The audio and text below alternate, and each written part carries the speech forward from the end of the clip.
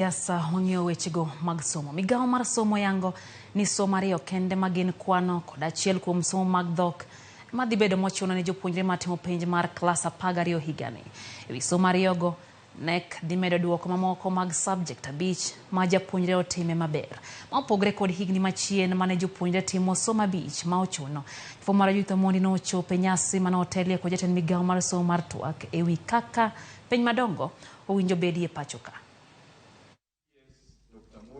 E nyasi mane obagi apise manyien mag nono penje boma ma Nairobi, jodito ma opogore e migao mar somo ne ochopo mar keto okenge ma ogik e kinde ma piny Kenya ikore ne chako penj madongo chakre giko mar dwe mar 10 higani.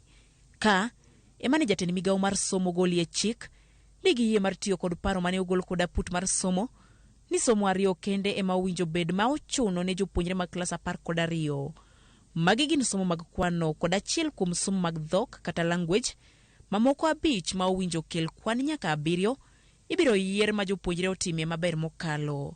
There's a change in the system because what we used to have there before was 5 compulsory subjects, but now the 2023 exam we are only having 2 compulsory subjects.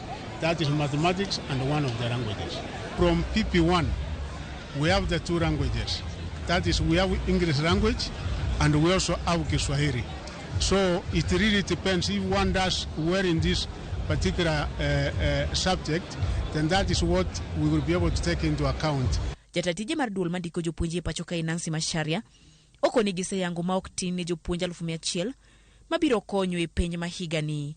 Ng'ur kata kamano osebedo kanitie ewi deko mar chudo mar jopuonj manono penj. Gino Abelio Kipsango koni ok bitimre kendo.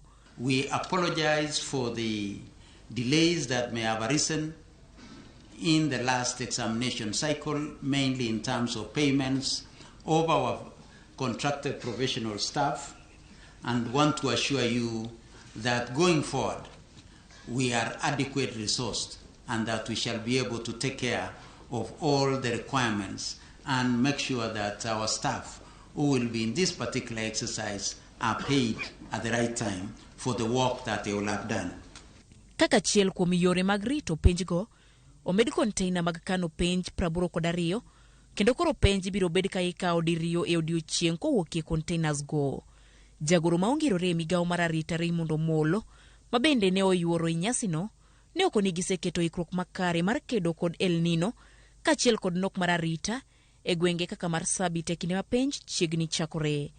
Penj madongo biro chakore giko mar dwe mar 10 ka nono to igeno ni biro chakore dwe mar 11 nyaka 12. The only assurance we are giving Kenyans and the entire student fraternity who are expected to do the exams is that we've made adequate security arrangements to ensure that the exams are done in a conducive environment. We are also looking at emergency response. With the expected El Nino rains, we are putting in place the logistical readiness. Gidwe achiel kende to penj madongo chakore pachoka. Geno nitie ni girang'iny manyien mar chwalo maksi ne jopuonjre mar klas 12.